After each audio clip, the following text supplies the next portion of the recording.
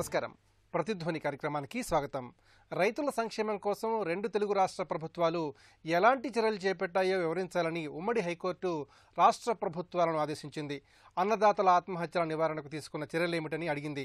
అంతేకాదు రుణమాఫీకి సంబంధించిన పూర్తి వివరాలను సమర్పించాలని స్పష్టం చేసింది. రైతు సమస్యలను పరిష్కరించేందుకు వీలుగా ఒక కమిషన్ ఎందుకు ఏర్పాటు చేయలేదని ఇరు తెలుగు రాష్ట్ర ప్రభుత్వాలను హైకోర్టు ప్రశ్నించింది. ఈ నేపథ్యంలో రైతు సంక్షేమం ఉన్నత న్యాయస్థానం సూచనలపై ప్రతిధ్వని చర్చను చేపట్టింది. ఈ చర్చలో పాల్గొంటున్న ప్రముఖులు జస్టిస్ చంద్రకుమార్ గారు, రైతాంగ సమస్యలపై పోరాడుతోన్న విశ్రాంత న్యాయమూర్తి ఎన్ విజయకుమార్ గారు, ఆర్థిక అంశాల విశ్లేషకులు, తెలుగుదేశం పార్టీ నాయకులు ఎన్ వేణుగోపాల్ రెడ్డి గారు, భారతీయ జనతా పార్టీ సీనియర్ నాయకులు డాక్టర్ పి భాస్కర్రావు గారు, లోక్సత్తా రైతు విభాగం నాయకులు.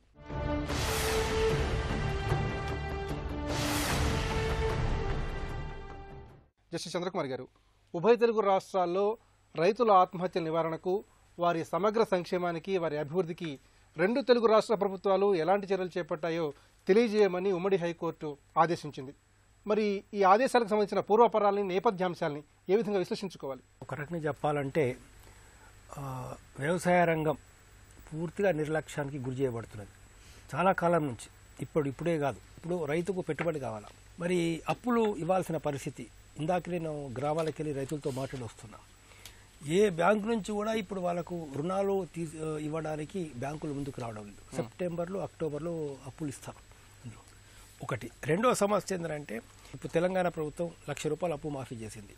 కానీ సంవత్సరానికి 25,000 చొప్పున కట్టడం వల్ల బ్యాంకులు వేసే వడ్డీ రైతుల మీదనే పడింది. దానివల్ల కొత్తగా రైతులకు అప్పులు ఎక్కడ రాలే, బుక్ అడ్జస్ట్మెంట్ జరిగింది. వాస్తవంగా చెప్పాలంటే వ్యవసాయం వల్ల, వ్యవసాయ రంగం వల్ల రైతులకు రుణమాఫీ వల్ల నష్టం జరిగేటటువంటి దానికంటే కూడా ఇండస్ట్రియల్ కార్పొరేట్ హౌసెస్ తీసుకొని ఎగ్గొట్టిన రుణాల వల్ల ఎంత నష్టపోతుంది దేశం అని చెప్పేసి వాళ్ళందరూ ఆలోచించాలని చెప్పేసి మేము కోరుతాను. సమస్య ఏంటంటే, ఎందువల్ల రైతులు ఆత్మహత్యలు చేసుకుంటున్నారు, కారణాలు ఏంటి, ఎక్కడ రైతులు నష్టపోతున్నారు? కల్తీ విత్తనాలు, మరి కల్తీ ఎరువులు, అదేవిధంగా ఏతుందో అనేక వ్యవసాయ రంగంలో ఖర్చులు పెరిగిపోయినాయి. ప్రతి దానిలో ఇన్పుట్ ఎక్స్పెండిచర్ పెరిగిపోయింది. ఇప్పుడు వాటర్ ఫెసిలిటీ లేదు, బోర్లు ఫెయిల్ అయిపోతున్నాయి. బోర్లు ఫెయిల్ కావడం వల్ల అవుతుందో రకరకాలైనటువంటి ఒక సమస్యలు ఎట్లా వస్తున్నాయి. ఇప్పుడు దీనికి ప్రత్యామ్నాయంగా తక్కువ ఖర్చుతో నీటి వనరులు కొనసాగించడానికి హనుమంతరావు లాంటి ఎక్స్పర్ట్ 4 వాటర్ కాన్సెప్ట్ పెట్టారు. అది ఇతర రాష్ట్రాలు, ఇప్పుడు మహారాష్ట్రలో చూసినాం, మొన్నటి పేపర్లో వచ్చింది, మనం చూసాం. మహారాష్ట్ర లోపల బ్రహ్మాండంగా అండర్ గ్రౌండ్ వాటర్ పైకి తీసుకొచ్చి వాటర్ ఫెసిలిటీ చేసే ప్రయత్నాలు జరుగుతున్నాయి. రాజస్థాన్లో జరిగింది. అది మన ఉమ్మడి తెలుగు రాష్ట్రాల్లో ప్రభుత్వాలు ఈ 4 వాటర్ కాన్సెప్ట్ను హనుమంతరావు చెప్పినటువంటి దాన్ని ఫాలో చేయడం లేదు. రైతాంగాన్ని మీరు రక్షించాలనుకుంటే రైతులు అప్పులో ఉండకూడదండి. వ్యవసాయ రంగం యొక్క ప్రాధాన్యతని చాలా ఇంతకుముందు కూడా చెప్పాను, గతంలో కూడా చెప్పాను. వ్యవసాయ రంగ ప్రాధాన్యత ఏంటంటే, భవిష్యత్తులో నీకు ఆహార కొరత ఏర్పడుతుంది దేశంలో. అనేక మంది రైతు బిడ్డలు ఇవాళ వ్యవసాయం చేయడం సిద్ధంగా లేరు. ఆటో తోలుకుంటున్నారు, సిటీలకు వచ్చి చిన్న చిన్న ఉద్యోగాలు చేసుకుంటున్నారు, అపార్ట్మెంట్లలో వాళ్ళు వాచ్మెన్గా డ్యూటీలు చేస్తున్నారు. ఇలాంటి సంక్షోభం నుంచి రైతాంగాన్ని కాపాడాలంటే అటు కేంద్ర ప్రభుత్వం కావచ్చు, రాష్ట్ర ప్రభుత్వాలు కావచ్చు, వాళ్ళు కూడా వ్యవసాయ కుటుంబానికి వెళ్ళి వచ్చినటువంటి వాళ్ళుగా, హృదయం ఉన్నటువంటి వాళ్ళుగా వీళ్ళ యొక్క బాధలు, కష్టాలు అర్థం చేసుకోవాలి. విజయకుమార్ గారు, రైతుల రుణమాఫీ పైన కూడా ఉమ్మడి హైకోర్టు స్పష్టంగా స్పందించింది. మరి ఆంధ్రప్రదేశ్ విషయానికి వచ్చినట్లయితే ఈ రైతుల రుణమాఫీ ఎంతవరకు అమలవుతోంది? ముఖ్యంగా 50,000 లోపు రుణాలు ఎంతవరకు రద్దయ్యాయి? భారతదేశంలో 2008వ సంవత్సరంలో కేంద్ర ప్రభుత్వం తీసుకున్న రుణమాఫీ తర్వాత ఒక రాష్ట్రం ఎవ్వరూ చెప్పకుండా తనంతట తానుగా రుణమాఫీ చేసిన మొట్టమొదటి రాష్ట్రం ఆంధ్రప్రదేశ్.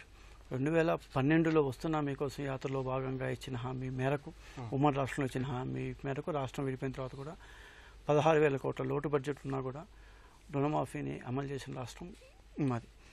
దాదాపు 55,02,334 మంది రైతులకు మొత్తం మీద మేము రుణమాఫీ చేసాం, ₹1,00,000 వరకు. దాంట్లో 50,000 లోపల రుణాలుండే 23,76,000 మంది రైతులకు ఏక మొత్తంలో ఒకేసారి 50,000 లోపల ఉన్న వాళ్ళకి ఏక మొత్తంలో ఆ లోన్ని మాఫీ చేయడం జరిగింది.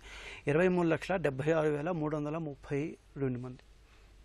ఓకే, మిగిలిన వాళ్ళు ఈ 55 లక్షల్లో ఈ 23 lakhs పోతే మిగిలిన వాళ్ళకి 10% వడ్డీ ఇస్తూ 5 దఫాలుగా మాఫీ చేస్తాను.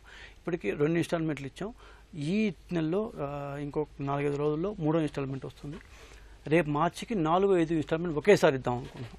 ఇకపోతే వ్యవసాయానికి కాంగ్రెస్ పార్టీ 2004 నుంచి 14 దాకా టోటల్ బడ్జెట్లో 4.5% ఖర్చు పెట్టేది. మేము వచ్చిన తర్వాత బడ్జెట్లో 10% పెంచాం. ఈ 4 ఏళ్లలో 62,484 కోట్లకి మొత్తం పెంచడం జరిగింది. 2014-15లో 13,846 కోట్ల నుంచి 2017-18 ఇప్పుడు గడుస్తున్న ఆర్థిక సంవత్సరంలో 18,214 కోట్ల జరిగింది. మార్కెట్ ఇంటర్వెన్షన్ ప్రైస్ సంబంధించి భారతదేశంలోనే, మళ్ళా అగైన్ చెప్తున్నాను, భారతదేశంలోనే మొట్టమొదటిసారిగా కేంద్ర ప్రభుత్వం కాదు ఏ రాష్ట్ర ప్రభుత్వం కూడా చేయని విధంగా మిర్చికి ఈసారి బాగా విరగగాసిన మిర్చి మార్కెట్లో మొత్తం కొన్ని లక్షల క్వింటాలు వచ్చి పడుతుంటే మార్కెట్ ధరకు అదనంగా, మార్కెట్లో ఆ రోజు ఎంతైతే దాని ధర ఉందో అదనంగా ప్రతి క్వింటాల్కి 1,500 రూపాయలు మొట్టమొదట మేము ఇవ్వడం జరిగింది. ఆ యొక్క తర్వాత సెంట్రల్ గవర్నమెంట్ని అప్రోచ్ అయ్యి వాళ్ళు ఒక రేట్ని ఫిక్స్ చేసి దాంతోపాటు 1,200 రూపాయలు దాని ఛార్జీల కోసం ఇచ్చి టోటల్గా ప్లస్ మేము ఒక 50 యూనిట్స్, ఎప్పుడైతే మేము 50 యూనిట్స్ ఇవ్వని ప్రారంభించాము రేట్ అట్లీస్ట్ అంతకుముందు 6,000, 5,900, 6,500 రేటు కాస్త 8 దాకపోయింది. సో బేసిక్గా మార్కెట్ ఇంటర్వెన్షన్ అంటే మొత్తం గవర్నమెంట్ కొనాలని కాదు, గవర్నమెంట్ కొని మాత్రం ఏం చేసుకుంటుంది. సో మార్కెట్ ఇంటర్వెన్షన్ అంటే డిమాండ్ సప్లైని ఆధారం చేసుకొని మార్కెట్లో మనం కనుక ఒక రేట్ నుంచి ఇంకొక రేటుకి మనం ఎక్కువ పెట్టి కొనగలిగితే ఆ రేటుకి ఈ ప్రైస్ కూడా పోతుంది, అందరికీ అదే రేటు వర్తిస్తుంది అని ఒక ఎకనామిక్ ప్రిన్సిపల్ బేస్ చేసుకొని మార్కెట్ ఇంటర్వెన్షన్ 10 లక్షల ఫార్మర్స్తో 1000 కర్షక ఉత్పత్తి సమాఖ్యలు స్టార్ట్ చేస్తున్నాం. అది కాకుండా కేంద్ర ప్రభుత్వ సహకారంతో 71 లక్షల సాయిల్ హెల్త్ కార్డు ఇస్తున్నాం. 51,260 హెక్టార్లో చందన్న రైతు క్షేత్రాలు పెడుతున్నాం. ఈ చందన్న రైతు క్షేత్రాల్లో ఎవరైతే రైతున్నారో 50,000 రూపాయలు ఇన్పుట్ కాస్ట్ వస్తుంది అతనికి.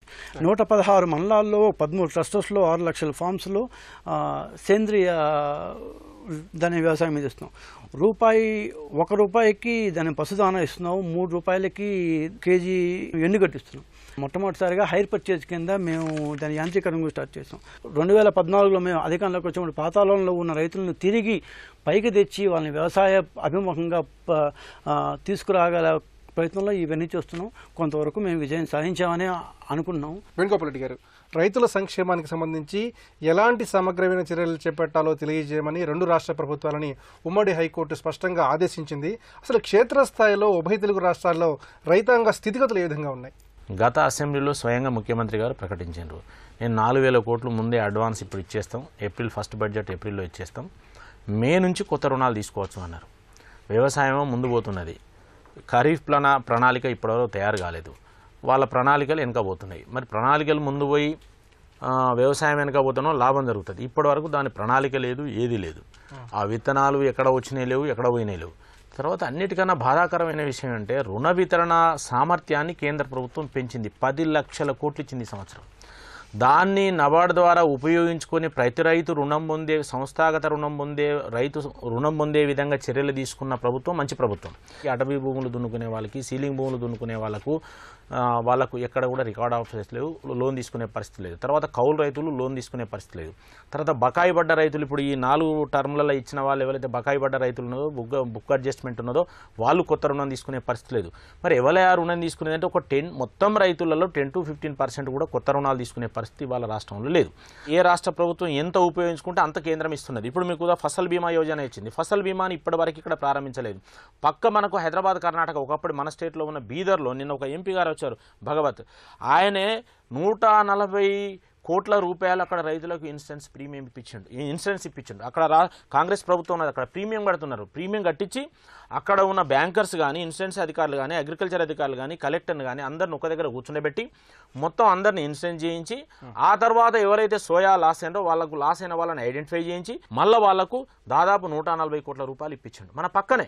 అంటే కేంద్ర ప్రభుత్వం ఇచ్చే సంస్థాగత రుణాలు కానీ, లేదంటే ఖరీఫ్ రుణాలు కానీ, లేదంటే ఇన్సూరెన్స్ కానీ, ఆన్లైన్ మార్కెట్కి ఇన్స్ట్రుమెంట్స్ కొనుక్కోమని డబ్బులు కూడా ఇచ్చింది. కానీ ఇప్పటివరకు దాన్ని ప్రారంభించలేకపోవడం వల్ల, మార్కెట్లో ఉన్న మార్కెట్ కమిటీలు అవినీతిపరం కావడం వల్ల, మార్కెట్ కమిటీలును వీళ్ళు ఎవరు వ్యాపారస్తులు కుమ్మక్కు కావడం వల్ల ఉన్న రేట్లు పడిపోయి రైతులు పంట పండించినా కూడా, దిగుబడి వచ్చినా కూడా అగమ్యగోచరంగా అన్నమో రామచంద్రాన్ని మార్కెట్లో ఇవాళ ఏడవాల్సిన పరిస్థితి ఏర్పడ్డది. ఇరిగేషన్ కానీ విద్యుత్ కానీ మౌలిక సదుపాయాలు కేంద్రం ఇస్తూ మరి రుణాలకు సంబంధించిన నిధులు ఇస్తూ నీకు మార్కెటింగ్ సౌకర్యాల కొరకు 44 మార్కెట్లు గుర్తించి నీకు ఇవన్నీ పంటల బీమాను ఉపయోగించుకొని రాష్ట్రాలకు చెప్తే నువ్వు ఉపయోగించుకోకుండా చేతులాడేసి కేవలం నేను వచ్చే సంవత్సరం 4,000 రూపాయలు ఇస్తా అని చెప్పడం వల్ల ఏదైతున్నదో రైతులకు ఇప్పుడు ఒరిగేది ఏంది? భాస్కర్ గారు, రైతుల ఆత్మహత్యలపైన కూడా హైకోర్టు స్పష్టంగా స్పందించింది. ముఖ్యంగా రైతులకు జీవన భద్రత, ఆదాయ భద్రత చేకూరడానికి 2006లో ఇచ్చినటువంటి స్వామినాథన్ కమిటీ సిఫార్సులు ఏ మేరకు ఉపయుక్తం అవుతాయి?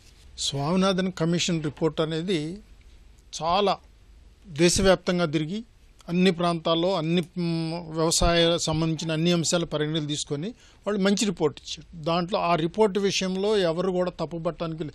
అన్ని పార్టీలు కూడా స్వామినాథన్ కమిషన్ రిపోర్ట్ని అమలు జరపాలని చెప్పి డిమాండ్ చేశారు తప్ప ఎవరు కూడా ఇది లోపభూయిష్టంగా ఉంది, అమలు జరపొద్దని చెప్పలేదు. కానీ 2006లో ఇచ్చినప్పుడు కూడా 2014 వరకు కూడా ఉన్నటువంటి 8 సంవత్సరాల కాలంలో ప్రభుత్వం ఉండి కూడా దాన్ని కనీసం పరిశీలించి దీని మీద రికమెండేషన్స్ మేము కొన్ని ఆమోదిస్తాము, లేకపోతే ఇటు ఆమోదించము, లేకపోతే దీనికంటే ఉత్తమమైనటువంటి పాలసీని తీసుకొస్తామని ఎప్పుడూ చెప్పాల. అది ముందు గత ప్రభుత్వం ఉన్నప్పుడు జరిగినటువంటి. కాబట్టి స్వామినాథన్ కమిషన్ రిపోర్ట్లో ఉన్నటువంటి విలువైనటువంటి వాటిని ఆ ప్రభుత్వం కాదు ఈ ప్రభుత్వం అయినా తీసుకొని ఏమన్నా ఆలోచన చేస్తుందంటే ఆ ప్రయత్నం జరుగుతున్నట్టుగా లేదు. ఆ రిపోర్ట్ని పక్కన పెట్టి ఇవాళ ఉన్నటువంటి ఎన్డీఏ ప్రభుత్వం కొన్ని ఇనిషియేటివ్స్ తీసుకుంది, ఒక 7-8 రకాల ఇనిషియేటివ్స్ తీసుకుంది. ప్రతి ఎకరాకు నీళ్లు ఇస్తామని చెప్పి, ఫసల్ బీమా యోజన అని చెప్పి, అట్లాగే సైంటిస్టులందరూ కొన్ని గ్రామాలను దత్తత తీసుకోమని, హెల్త్ కార్డ్ అని, అట్లాగే ఇట్లా రకరకాలైనటువంటి కొన్ని సజెషన్ చేశారు, బాగున్నాయి. కానీ అవి చాలా ప్రత్యేకంగా తెలంగాణకు వచ్చినప్పుడు 14% జీడిపి, రాష్ట్ర ప్రభుత్వం ఒక జీడిపిలో 14%, రైతులకు ఉన్న 50% జనాభా ఆధారపడ్డారు. అంటే 100 రూపాయలు 14 రూపాయలు రైతులు అనుభవిస్తూ ఉంటే మిగిలిన 86 రూపాయలు మిగిలిన 40% వర్గాలు ఆదాయం కింద ఉంది. అంటే ఇక్కడ డిస్పారిటీ చాలా క్లియర్గా మనకు అవుపడుతుంది.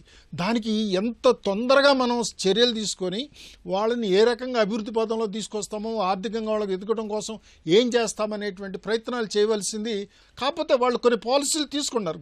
గవర్నమెంట్ ఎప్పుడు కూడా ఏ వర్గాన్ని వదిలిపెట్టాలని ఎక్కడా ఉండదు. వాళ్ళ ప్రయత్నాలు వాళ్ళు చేస్తున్నారు. ఎందుకంటే కొంత మరి పేదవర్గ సంక్షేమం చేయాలా, ఇటు ఇరిగేషన్ ప్రాజెక్ట్స్ చేయాలా, అటు ఇంకా రకరకాలైనటువంటి అన్ని బ్యాలెన్స్ చేయడంలో ఇబ్బంది పడుతున్నమాట వాస్తవం. కానీ ఇవాళ 150 నుంచి 60% ఉన్న జనాభా కావాల్సినటువంటి ప్రయత్నం బట్టి సరిగా జరగట్లేదు.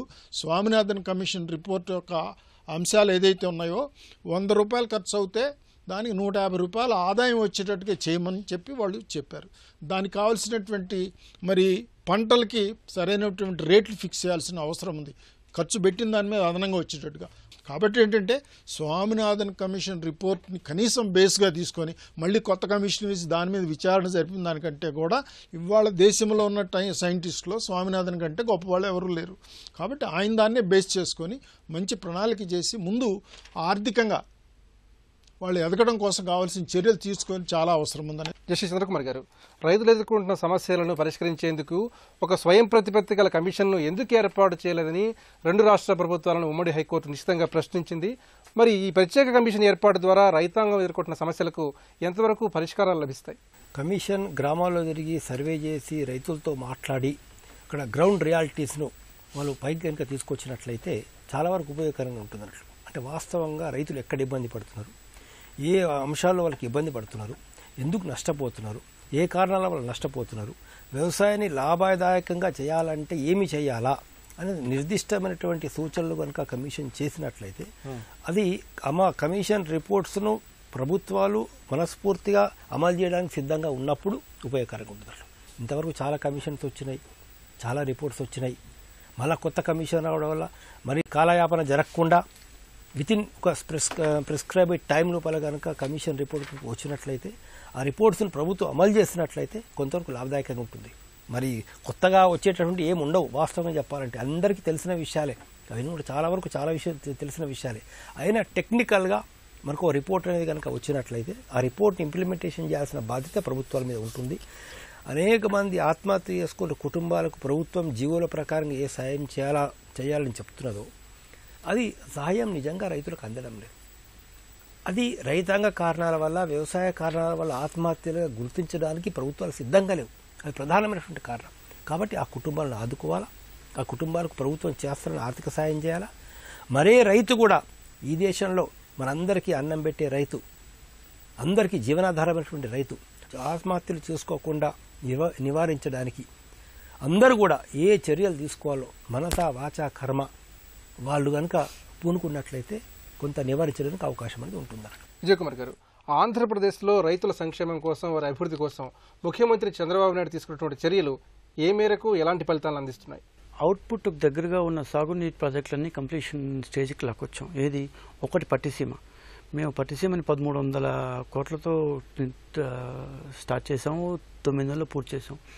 దానివల్ల కృష్ణా డెల్టాలో పూర్తిగా ఎండిపోయే స్థితిలో ఈసారి మేము దాదాపు 6,000 కోట్ల రూపాయలు టోటల్ ఎక్స్ట్రా ఆదాయం వచ్చింది మాకు.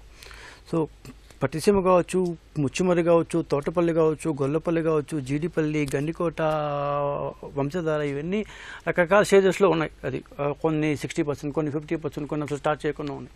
సో ఇవన్నీ స్మాల్ ప్రాజెక్ట్సే, బట్ గాడ్ ఆఫ్ స్మాల్ థింగ్సా అన్నట్టుగా అన్నీ దాదాపు పూర్తి చేస్తూ వచ్చాం. ఇది కాకుండా ఎన్టీఆర్ జలసిరి అనే ఒక ప్రాజెక్ట్ బట్టి 7 జిల్లాల్లో 52,000 బోర్లు మేము కొత్తగా వేయించాం. పర్టికులర్లీ ఎక్కువ ధాన్యం రాయలసీమ జిల్లాలో.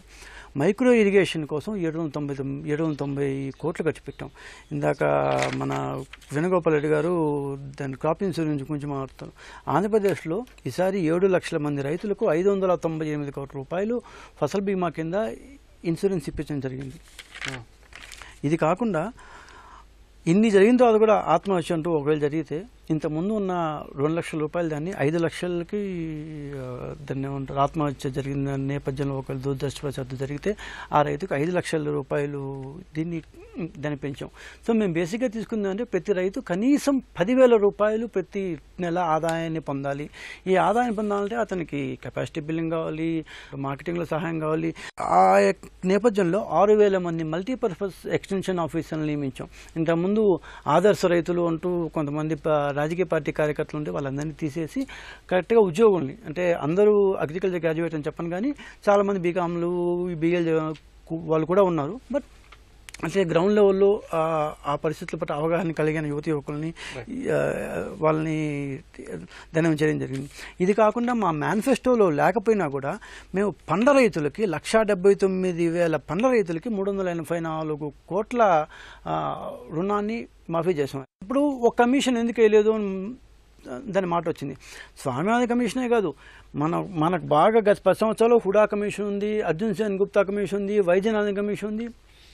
వీటన్నిటిలోని మంచి పాయింట్లు మేము తీసుకున్నాం. ఒక్క స్వామినాథన్ కమిటీలో C2+50% మాత్రం తీసుకోలేకపోయినది. మా దగ్గర అంత డబ్బు లేదు. సో రాగల ఖచ్చితంగా ఈ ఫోటాల్ మేము అనుకున్న లెవెల్లో మేము కానీ ముందుకు పోతున్నాం కాబట్టి ఖచ్చితంగా ఈ లెవెల్లో కూడా పోయే అవకాశం ఉందని అని భావిస్తున్నాను. వేణుగోపాల్ రెడ్డి గారు, ఉభయ తెలుగు రాష్ట్రాల్లో రైతుల సంక్షేమానికి సంబంధించి ఇప్పటికే 2 రాష్ట్ర ప్రభుత్వాలు అనేక చర్యలు చేపట్టాయి. మరోవైపు చూసినట్లయితే కేంద్ర ప్రభుత్వం 2020 సంవత్సరం నాటికి రైతుల ఆదాయాన్ని రెట్టింపు చేయడమే లక్ష్యంగా చెబుతోంది.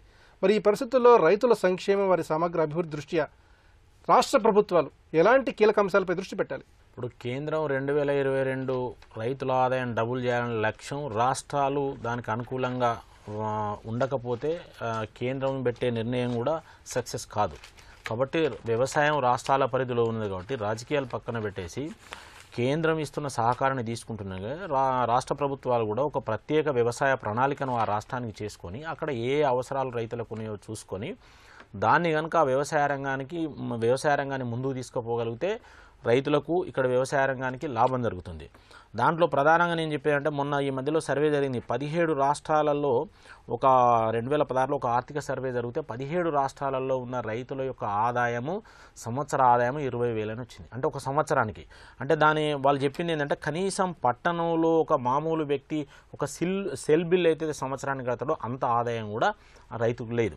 దానికి కేంద్ర ప్రభుత్వం ఏం చెప్పిందంటే ప్రతి నెలకు 18,000 రూపాయల కనీస ఆదాయం వచ్చే విధంగా ఒక రైతు ఆదాయ కమిషన్ వేయమని అన్ని రాష్ట్ర ప్రభుత్వాలు చెప్పింది. దానికి కావలసిన అన్ని రకాల సహకారం మేము అందిస్తామని రాష్ట్ర ప్రభుత్వం రిటర్న్గా చెప్పింది. మీకు ఏం కావాలి రైతులకు మేము చేస్తాం, కానీ మీరు చేయాల్సిన ఎగ్జిక్యూషన్ మీరు కాబట్టి అక్కడ ఏ లోపాలు ఉన్నాయి, రైతులు ఎందుకు ఆత్మహత్యలు చేసుకుంటున్నారు, ఎందుకు నష్టాలలో పోతున్నారు. కాబట్టి మేము మార్కెట్ సిస్టాన్ని సరళీకరించినాం, తర్వాత ఫసల్ బీమా యోజన ఇచ్చినాం, దానితో పాటు ఇంకా ఎరువులు అందుబాటులో ఉంచుతున్నాం, తర్వాత సేంద్రియ వ్యవసాయాన్ని ప్రోత్సహించేందుకు బడ్జెట్లో నిధులు పెట్టాం, కావాలంటే తీసుకోండి, తర్వాత పాడి పరిశ్రమను ప్రధానంగా అనుబంధం చేయండి, పాడి మత్స్య పరిశ్రమను అనుబంధం చేయమని కేంద్ర ప్రభుత్వం చెప్పి ఆ రకంగా రైతులు ఏదైతే ఏ అంశాలు అంశాలను బహుళ పంటలను ప్రోత్సహించమని చెప్పింది. బహుళ పంటలు ప్రోత్సహించినప్పుడు కావాల్సినప్పుడు విత్తనం యొక్క సపోర్టు కూడా మేము ఇస్తామని చెప్పింది. రాష్ట్ర ప్రభుత్వాలనే మీరు విత్తనం మీద చట్టాలు చేసుకోమన్నది. మేము మీ మీద రుద్దాం, విత్తన చట్టాలు చేసి రుద్దాం, బహుళజాతి కంపెనీలకు బానిసలు చేయం, మీరు విత్తన చట్టాలు తయారు చేసుకోమని డైరెక్ట్ చెప్పింది. మౌలిక సదుపాయాలన్నీ కూడా ఇస్తున్నది, విద్యుత్ ఇస్తున్నది, సఫిషియెంట్ విద్యుత్ ఇస్తున్నది. ఇక్కడ రాష్ట్రం కూడా ఉదయ పథకంలో చేరింది. దానివల్ల ఇలా లాభం జరిగింది. ఉత్తరాది గ్రిడ్ లింకప్ చేసిండు, నీకు ఇక కరెంటు కొరత లేదు. ఈ సంవత్సరం అయితే 1,06,000 మిలియన్ యూనిట్లు మిగులు విద్యుత్ ఉంటుంది అని చెప్పి దేశంలో ఇవాళనే రిపోర్ట్ ఇవ్వడం జరిగింది. డిమాండ్ సప్లై సూత్రం అమలు కావాలంటే వ్యవసాయ ఆధార పరిశ్రమను కూడా డెవలప్ చేయాల్సిన అవసరం ఉన్నది. మైక్రో ఇరిగేషన్ డెవలప్ చేయాలి. హార్టికల్చర్ అయితే పూర్తిగా పట్టించుకుంటలేదు. హార్టికల్చర్ను కూడా మనం కాపాడుకోవాల్సిన అవసరం ఉంది. ఇవన్నీ కూడా రాష్ట్ర ప్రభుత్వం దీన్ని ఒక ప్రత్యేక వ్యవసాయ ప్రణాళిక తయారు చేసుకుని కనుక ముందుకు పోయేది ఉంటే 100% ఇప్పటికే కేంద్ర ప్రభుత్వం సహకరించేందుకు సిద్ధంగా ఉన్నది. గోడౌన్లో కేంద్ర ప్రభుత్వం నిధులు ఇస్తున్నది. ప్రతి మండలంలో గోడౌన్ నిర్మాణం చేయండి. రైతు పండించిన పంట స్టోర్ చేసుకుని అమ్ముకునే పరిస్థితి ఉంటే వాళ్ళు రేట్ వచ్చినప్పుడు అమ్ముకుంటారు. భాస్కర్ గారు, 2 రాష్ట్రాల్లో ప్రభుత్వాలు రైతు రుణమాఫీని అమలు చేశారు. మరోవైపు చూసినట్లయితే రైతుల పరిస్థితి ఏమాత్రం ఆశాజనకంగా లేదని హైకోర్టు నిశ్చితంగా స్పష్టంగా తేల్చి చెప్పింది. మరి ఈ పరిస్థితుల్లో హైకోర్టు తీర్పు నేపథ్యంలో రైతుల పరిస్థితి మెరుగుపడటానికి 2 రాష్ట్ర ప్రభుత్వాలు ఎంత క్రియాశీలకంగా వ్యవహరించాలి? హైకోర్టు అబ్జర్వేషన్స్ బట్టి మనం ఒప్పుకోవాల్సిన మాట వాస్తవం. ఎందుకంటే ప్రభుత్వం ఏదైతే ఉందో వాళ్ళు పాలసీలు నిర్ణయం చేస్తారు. పాలసీలు అన్ని ప్రోగ్రెసివ్గా బాగా రైతులకు ఉపయోగపడాలని ఉద్దేశంతో వాళ్ళు నిర్ణయాలు తీసుకుంటున్నారు. ఇక్కడ ఫార్మర్కి అందాల. ఈ మధ్యలో ఉన్నటువంటి లింకేజ్ ఏదైతే ఉందో పరిపాలనాపరమైనటువంటి సమస్యలు ఇక్కడ ఉన్నాయి. వాళ్ళు చెప్పేది ఒకటి, ఈ పరిపాలనలో అధికారులు టెక్నికల్ కానివ్వండి, ఎవరైతే అగ్రికల్చర్ అసిస్టెంట్స్ కానివ్వండి, టెక్నికల్ ఇన్పుట్స్ ఎవరిస్తారో వాళ్ళు సరైనటువంటి పరిస్థితులు లేరు. అట్లాగే హెల్త్ కార్డ్స్ ఇంతవరకు సరిగా ఇష్యూ కాలేదు.